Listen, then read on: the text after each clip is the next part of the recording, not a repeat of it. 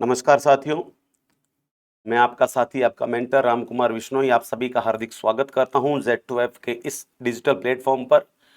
और अभी मैं आपके सामने हाजिर हुआ हूं राइट नाउ नर्सिंग स्टूडेंट्स का सबसे बड़ा क्वेश्चन और उसका सॉल्यूशन लेके। सबसे बड़ा क्वेश्चन अभी बच्चों के सामने है कि 2 साल से तैयारी कर रहे हैं, 3 साल से तैयारी कर रहे हैं या 1 साल से तैयारी कर रहे हैं। चीज़ें हम पढ़ भी रहे हैं, सब कुछ याद भी है, फिर भी सर सिलेक्शन नहीं हो पा रहा है। कहीं न कहीं कमी रह रही है। उन कमियों को कैसे दूर किया जाए? कमियाँ क्या रह रही है? उन सब पे फ़ोकस करते हैं। देखिएगा, सबसे पहली चीज़ कि एक गलती जो स्टूडेंट सबसे बड़ी करते हैं, वो करते हैं अपने टारगेट को लेके। अगर मैं पूछूँ कि बच्चों आपका टारगेट क्या है? तो अभी सभी स्टूडेंट्स कहेंगे कि सर हमारा टारगेट है सेंट्रल गवर्नमेंट या स्टेट गवर्नमेंट हॉस्पिटल में नर्सिंग ऑफिसर बनना। Very good. और सर कुछ नहीं मिला तो सीएचओ बनना। इट मीन्स उनके गोल है सीएचओ से लेके एम्स नॉरसेट तक के या किसी भी स्टेट गवर्नमेंट सेंट्रल गवर्नमेंट में नर्सिंग ऑफिसर बनने के। वो हमेशा इस गोल को लेके चलते हैं, हमेशा इस गोल को लेके चलते हैं।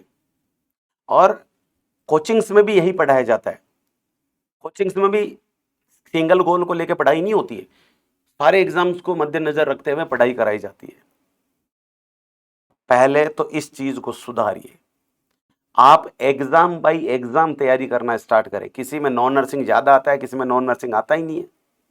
किसी में ओबीजी ज्यादा आता है, किसी में एमएसएन ज्यादा आता है, किसी में फंडा ज्यादा आता है, कहीं साइकेट्रिक ज्यादा आता है। तो आपको पर एग्जाम के अकॉर्डिंग तैयारी स्टार्ट करनी पड़ेगी। पॉइंट नंबर 1, राइट नाउ अभी जो आपका टारगेट है, जो मुझे लगता है ना तो सीएचओ है, ना कोई एसजीपीजीआई है, ना केजीएमयू है, अभी जो आपका टारगेट है वो है नॉरसेट 11 का प्री। बिल्कुल सही कहा। Right now your target is NORCET 11 prelims, जिसकी डेट ऑलरेडी डिक्लेयर्ड है 12 ऑफ सितंबर 2026। अब हमारे सामने केवल 58 डेज बचे हैं, यानी समय बहुत फास्ट रन कर रहा है। Time is running out very quickly. We have only 58 days remaining. यानी इनडायरेक्टली बोलूं तो हमारे पास में केवल 2 मंथ्स, ओनली 2 मंथ्स रिमेनिंग है।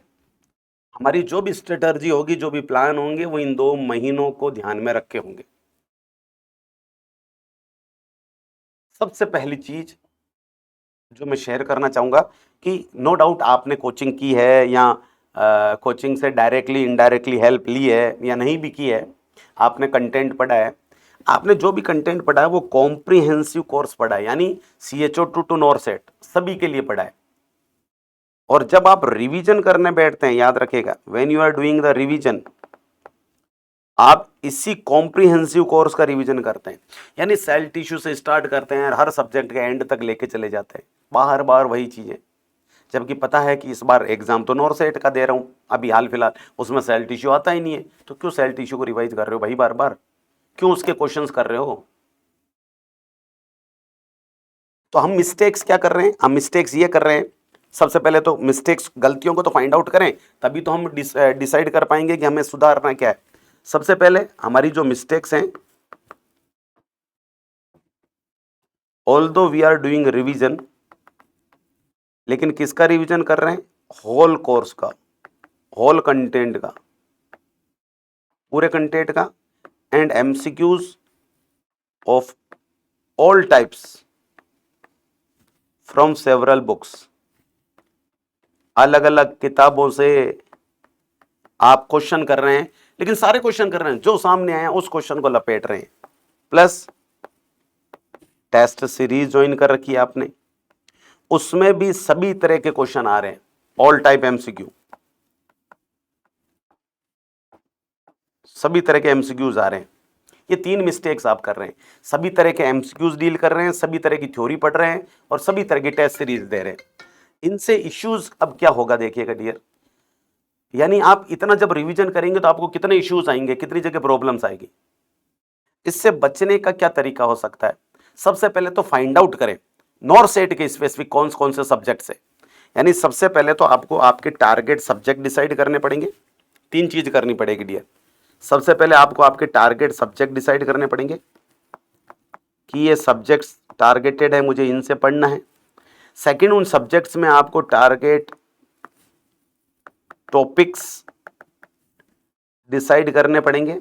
और थर्ड, फिर आपको उनमें रिलेटेड टारगेट एमसीक्यूज करने पड़ेंगे। ना तो सारे सब्जेक्ट पढ़ने हैं, ना उन सब्जेक्ट्स में सारे टॉपिक्स पढ़ने हैं, और ना उन सब्जेक्ट से रिलेटेड सारे क्वेश्चंस करने हैं। आपको चुनिंदा सब्जेक्ट पढ़ने हैं, चुनिंदा टॉपिक पढ़ने हैं, चुनिंदा एमसीक्यूज करने हैं। सर ये कैसे डिसाइड हो कि कौन से सब्जेक्ट्स पढ़ने हैं, कौन सा नहीं पढ़ने हैं? और उससे भी बड़ी दुविधा, पहले कौन सा पढ़ना है, कौन सा नॉर सेट के लिए ज़्यादा इंपॉर्टेंट है, वो काम आपके बड़े भाई Z2F ने एनालिसिस करके कर दिया है। अगर हम पिछले 5-7 साल के सब्जेक्ट्स का एनालिसिस करें तो सबसे बड़ा वेटेज मेडिकल सर्जिकल ले जा रहा है, directly indirectly 22%, non nursing subject का 20%, fundamental of nursing, ओबीजी and paediatrics 12% इनमें सफल होता रहता है। कभी इसका 15 तो इसका 11 हो गया, इसका 13 तो इसका 12 हो गया, ऐसे। देन आफ्टर आपका लेके जा रहा है CHN, साइकेट्रिक एंड फार्माकोलॉजी। इस सीक्वेंस में आपके सब्जेक्ट्स मूव ऑन कर रहे हैं। तो क्या सर हमें इन सब सब्जेक्ट्स को इसी क्रम में पढ़ना है? नहीं, आपकी पढ़ाई का क्रम अलग होना चाहिए। क्योंकि MSN 22% आता है, लेकिन उसका कोर सब्जेक्ट कितना बड़ा है ये देखो ना, आप कितना ज्यादा पढ़ना पड़ता है।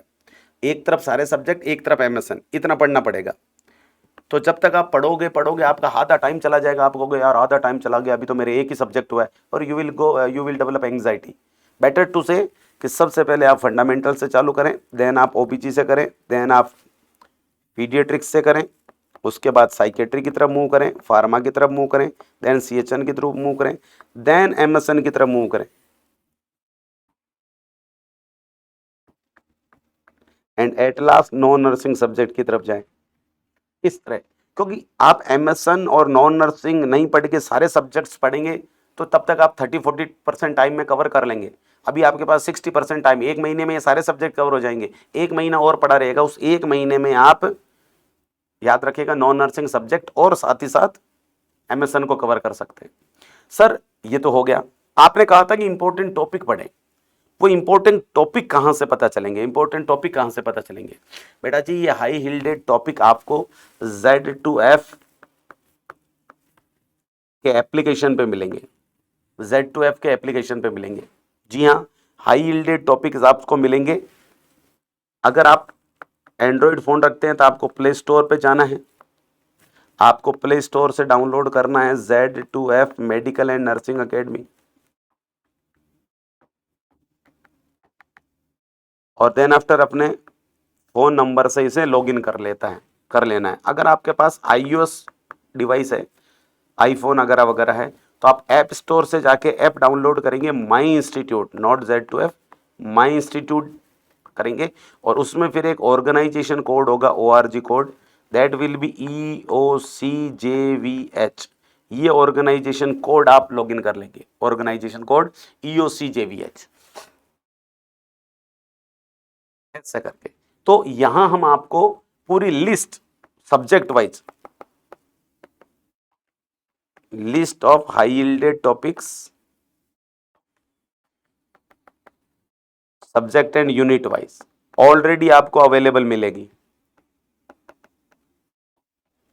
आप वहां से लिस्ट को थोरोली देख सकते हैं बहुत अच्छे से, उसके अकॉर्डिंग अपनी तैयारी कर सकते हैं। ये तो थ्योरी के बारे में हुई। अब याद रखिएगा आपको हाई यील्डेड MCQ भी करने हैं, क्योंकि आप 10 बुक्स रेफर कर रहे हैं, आपने 2 टेस्ट सीरीज ज्वाइन कर रखी है, और उनसे जो भी सामने आया उस क्वेश्चन को लपेट रहे हैं, ऑल MCQs कर रहे हैं। नहीं, जो आपके पास में हाई यील्डेड टॉपिक की लिस्ट आएगी, आपको उन्हीं के क्वेश्चन सॉल्व करने हैं, सारे क्वेश्चन सॉल्व नहीं करने।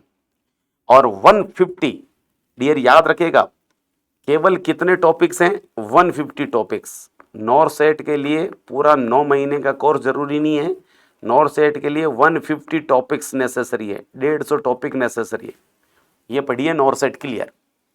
ये 18-19 साल का एक्सपीरियंस बात कर रहा है बेटा जी आपसे। आपको दूसरी मिस्टेक जो करते हैं, थ्योरी की समझ में आ गई, क्वेश्चन सारे नहीं कर रहे हैं, समझ में आ गया। तीसरी चीज, बच्चा थ्योरी आज पढ़ता है, 2 महीने बाद उसके क्वेश्चन करेगा, नहीं, आपको दोनों को पेयरिंग करके पढ़ना है। अभी आपने किसी टॉपिक को पढ़ा, इमीडिएटली उसके क्वेश्चन कर डालो, यानी ये थ्योरी ये क्वेश्चन, ये थ्योरी ये क्वेश्चन, ये थ्योरी ये क्वेश्चन। हाँ, आधे घंटे उस थ्योरी पढ़ी, आधे घंटे बाद उसके क्वेश्चन कर डालो, तब आपको एज ए पंच वो कंसेप्ट याद होंगे और एग्जाम में आपकी हेल्प करेंगे, एग्जाम में आपकी मदद करेंगे। ये सारे काम करने।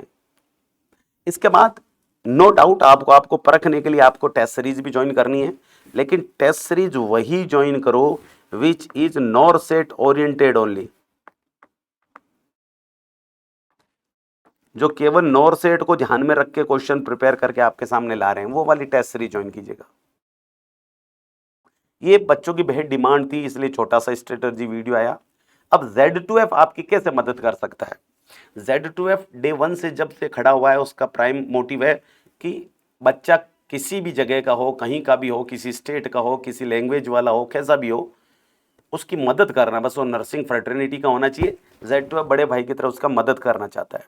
हमने एक स्पेशलाइज्ड कोर्स लॉन्च किया बेटा जी, एक specialized course which is turbo S 2.0।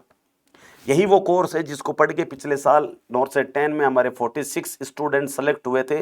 ये वो स्टूडेंट थे जो बिल्कुल फ्रेशर थे, जिन्होंने जुलाई 25 में एडमिशन लिया था, जुलाई 2025 में एडमिशन लिया था, एंड फेब और अप्रैल इन मंथ में उनका सिलेबस कंप्लीट हुआ था, और अप्रैल में इन्होंने नॉर्थ सेट दिया और उनका सिलेक्शन हो गया। 48 स्टूडेंट्स वो है, 46 स्टूडेंट।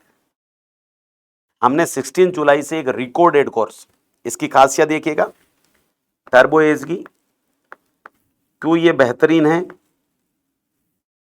टर्बो एज 2.0 ये एक रिकॉर्डेड कोर्स है, आप अपनी मन मुताबिक स्पीड से पढ़ सकते हैं। पॉइंट नंबर 2, इसमें 120 वीडियोस हैं, 150 वीडियोस हैं, जिसमें 150 टॉपिक्स को कवर किया गया है। सारा टॉपिक कवर नहीं है, part of high yielded topic. कोई सब्जेक्ट पूरा नहीं पढ़ाया गया है, कोई टॉपिक पूरा नहीं पढ़ाया गया है। अगर किसी टॉपिक की 4 लाइन इंपॉर्टेंट है तो वो यहां बताई गई है, अगर किसी टॉपिक की 20 लाइन इंपॉर्टेंट है तो वो यहां बताई गई है। और हर वीडियो के नीचे 20 MCQ टेस्ट। जी हां, अगर एक 10 मिनट का वीडियो है जिसमें छोटा सा कंसेप्ट बताया गया, तो उस 10 मिनट के वीडियो के नीचे उससे रिलेटेड क्वेश्चंस मिलेंगे।